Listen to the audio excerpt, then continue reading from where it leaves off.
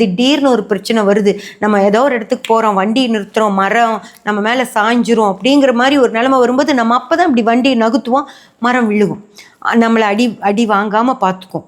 அந்த மாதிரி ஏதோ ஒன்று ஒரு திடீர்னு ஒரு ஆக்சிடெண்ட் ஆகிடுச்சு, ஹாஸ்பிட்டல் கொண்டு போகிறாங்க, ரத்தம் வேணும் இவருக்கு அப்படின்னு கேட்டுட்ருப்பாங்க.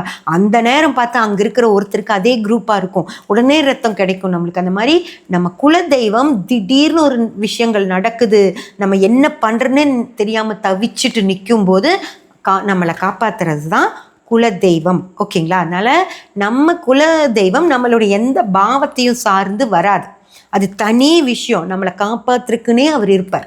அதனால் நம்ம குலதெய்வம் தெரிஞ்சுட்டு நம்ம குலதெய்வத்தை நம்ம முதல்ல பொங்கல் வச்சு, எந்த ஒரு விஷயம் வீட்டில் ஒரு விசேஷம் பண்ணுறோம் அப்படின்னா உடனே நம்ம குலதெய்வ கோயிலுக்கு போய் நம்ம பொங்கல் வச்சு, தெய்வமே இந்த விசேஷத்தை நான் நல்லபடியாக நடத்தணும், நீ தான் எனக்கு துணையாக இருக்கணும் அப்படின்னு சொல்லி கும்பிட்டு வந்து நம்ம அந்த விசேஷத்தை நடத்தணும் அப்படின்னா நல்லபடியாக நடக்கும்.